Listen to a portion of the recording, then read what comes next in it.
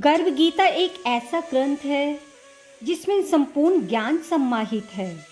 श्री कृष्ण भगवान जी का वचन है कि जो प्राणी इस गर्भ गीता का सद्भावना से विचार मनन करता है, पढ़ता या सुनता है, वह फिर गर्भवास में नहीं आता।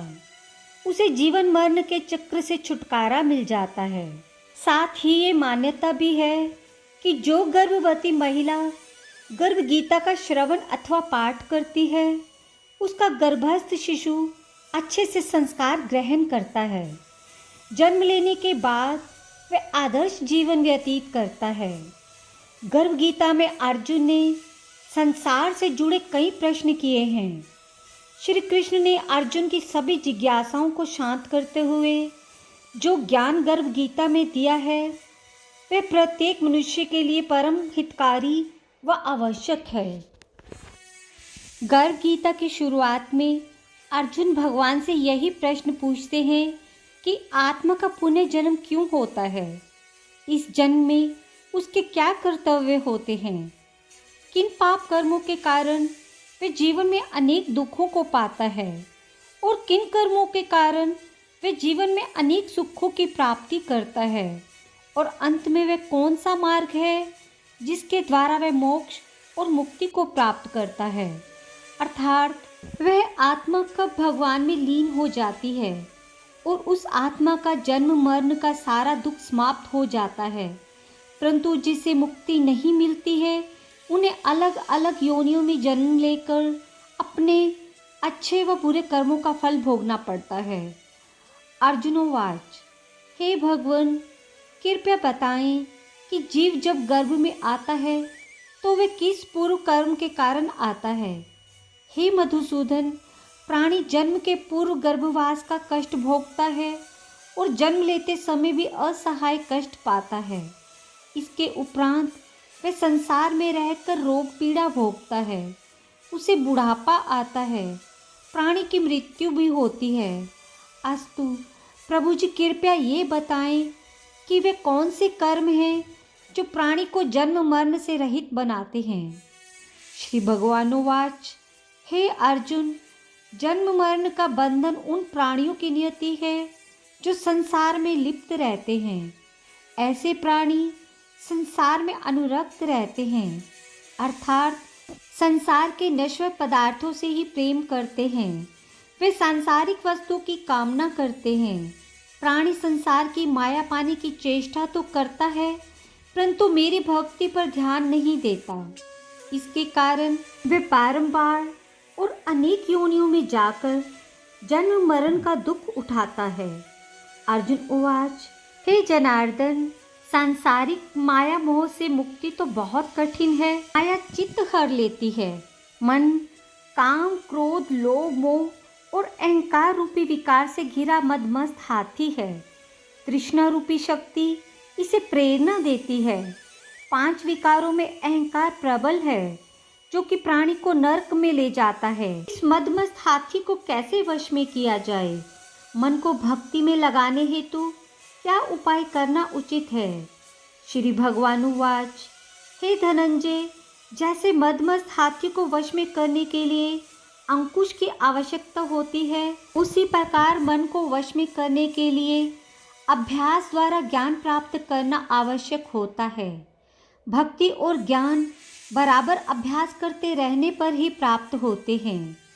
अर्जुन उवाच, हे मधुसूदन, आपकी भक्ति के लिए कोई वनखंडों में जा रमते हैं और कोई वैरागी बनकर स्थान स्थान पर भ्रमण करते रहते हैं। हे प्रभु, कृपया बताएं कि आपकी भक्ति कैसे मिल सकती है। श्री भगवानुवाच, हे अर्जुन, मेरी खोज में वन वन भटकते सन्यासी अथवा स्थान स्थान पर जाने वाले वैरागी मुझे तब तक प्राप्त नहीं कर सकते जब तक उनके हृदय में मेरा निवास नहीं होता। तब अथवा वैराग्य का अहम तो मेरी भक्ति पाने में बाधा डालता है। जटा धारण करने अथवा भस्म लगा वैरागी बनने मात्र से जीव मेरी कृपा का पात्र नहीं बन जाता। अहंकारी को तो मेरा दर्शन सुलभ ही नहीं होता। मैं शुद्ध हृदय वाले सतत अभ्यासी ऐसे जीव को मिलता हूँ जो काम, क्रोध, मोह, ममता और अहंकार से परे है। अर्जुन उवाच, हे माधव, प्राणी पंच विकार जनित प्रवृत्ति के कारण लौकिक जीवन नष्ट कर लेता है। हे मुरारी, कृपया बताएं कि वे कौन सा पाप है जिसके कारण किसी व्यक्ति की स्त्री असमय मर जाती है। किन पापों के फलस्वरूप अल्पायु में पुत्र मर जाता है और कौन से पाप के कारण व्यक्ति वीर्यहीन हो जाता है। श्री भगवानुवाच, किसी का लिया हुआ ऋण नहीं चुकाने वाला पति पत्नी हानि का दुख उठाता है। उसी प्रकार किसी की धरोहर को ना लौटाने वाले का पुत्र अल्पायु में ही मर जाता है। किसी को सहयोग, सहायता का आश्वासन देकर भी समय आने पर सहयोग ना करने वाला वीर्यहीन होता है। ये सब भयंकर पाप हैं जो स्त्री पुरुष एकाकी भोगते हैं।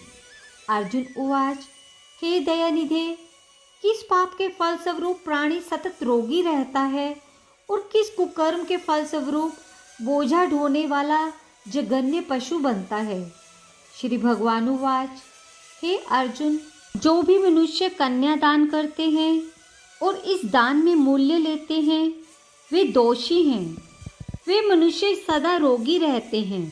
अभक्ष्य भोजन और विषय विकार के वास्ते मदिरा पान का सेवन करने वाला अधम योनि में जन्म लेता है।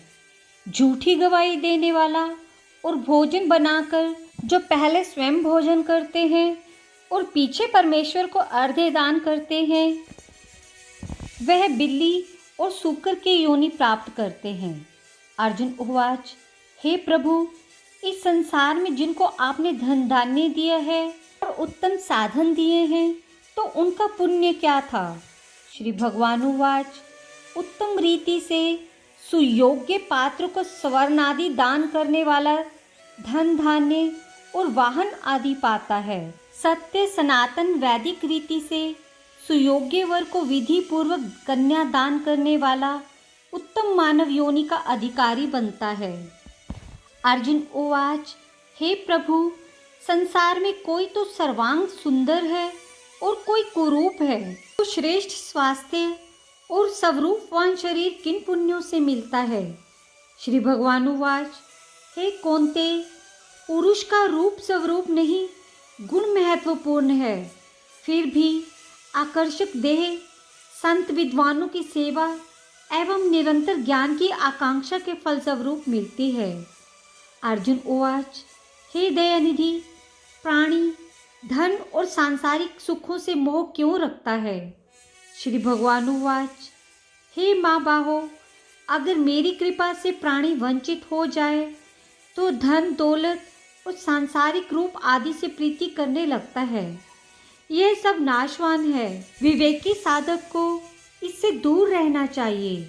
जो व्यक्ति सांसारिक व्यामोह से मुक्त हो काशी, हरिद्वार, अवंतिका, अयोध्या आदि पवित्र स्थलों के दर्शन और मेरी निष्काम भक्ति करता है, वह राजा जैसी संपन्नता और ज्ञान प्राप्त करता है। इसी प्रकार विनम्र भाव से गुप्त दान करने वाला, कामना रहित होकर दूसरों की सेवा करने वाला सदा अपनी आवश्यकता अनुसार धन पाता है। उसकी काया निरोगी रहती है। अर्जुन उवाच, हे प्रभु, प्राणी में रक्त विकार, खंड, वायु, अंधा अथवा पंगुता का कारण क्या है, बताने की कृपा करें। श्री भगवानुवाच, हे धनंजय, मेरी भक्ति से परे मायालिप्त नशे व्यसनों में रत रहने वाला, क्रोधी, रक्त विकार, आलस्य में डूबे दरिद्री, शील, संयम रहित खंड वायु जैसे रोग से ग्रस्त रहते हैं। पतिव्रत धर्म का उल्लंघन करने वाली और संयम रहित स्त्री के पति में पंगुता और ज्योतिहीनता आती है। अर्जुन उवाच, हे जगत गुरु, कृपा करके गुरु दीक्षा के विषय में भी कुछ बताएं। श्री भगवानुवाच, हे कौन्ते, तुम धन्य हो और धन्य है तुम्हारी माता। तुम्हारा ये प्रश्न संसार के लिए कल्याणकारी है। हे पार्थ, संयमी और इंद्रियों को वश में करने वाला कोई सिद्ध पुरुष जो ईश भक्ति और परोपकार में लगा हो गुरु रूप में धारण करे। अपने गुरु के मार्गदर्शन में मेरी आराधना कर व्यक्ति गुरु कृपा से मेरी भक्ति पाता है। ऐसे गुरु से विमुख प्राणी सप्तग्राम को मारने का पाप भोगता है। उसका मुख देखना भी पाप है। जैसे मदिरा भांड से सटा गंगा जल अशुद्ध हो जाता है, उसी प्रकार गुरुद्रोही गृहस्थ साधक की साधना निष्फल रहती है। ऐसा व्यक्ति कुकर, सूकर, गर्दभ, काक आदि योनियों को पाता है। वह अजगर के समान आलस्य में डूबा तिरस्कार पाता है। अतः गुरु आज्ञा पालक, साधनशील, व्यसन रहित जीवन व्यतीत करना चाहिए। हे धनंजय, गुरु दीक्षा बिना साधक का उद्धार नहीं होता है। मेरी भक्ति की इच्छा करने वाले को गुरु धारण करना उत्तम है। जैसे नदियों में गंगा, व्रतों में एकादशी और जीवों में मनुष्य तन श्रेष्ठ है, उसी प्रकार साधक की सिद्धियों में गुरु कृपा श्रेष्ठ है। गुरु सेवा का फल अश्वमेध यज्ञ से भी अधिक फलदायी है। गर्भ गीता ज्ञान इति। गीता में श्री कृष्ण ने कहा है कि हर इंसान के द्वारा जन्म मरण के चक्र को जान लेना बेहद आवश्यक है, क्योंकि मनुष्य के जीवन का मात्र एक ही सत्य है और वो है मृत्यु। जिस मनुष्य ने इस दुनिया में जन्म लिया है उसे एक दिन इस संसार को छोड़कर जाना ही है, और यही इस दुनिया का अटल सत्य है। राधे राधे। आशा है मेरी वाणी में श्री कृष्ण द्वारा दिया गया ज्ञान आपको अवश्य पसंद आया होगा। ऐसी ही भक्ति और ज्ञानवर्धक वीडियो और देखने के लिए मेरे चैनल को सब्सक्राइब और वीडियो को लाइक करना ना भूलिएगा, और अपनी प्रतिक्रिया कृपया नीचे कमेंट बॉक्स में दें।